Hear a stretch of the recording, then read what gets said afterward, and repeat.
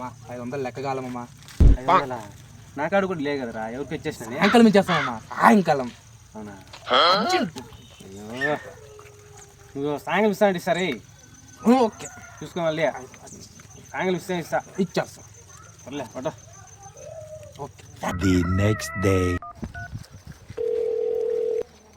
వీడు కట్ చేస్తున్నాడు ఫోను.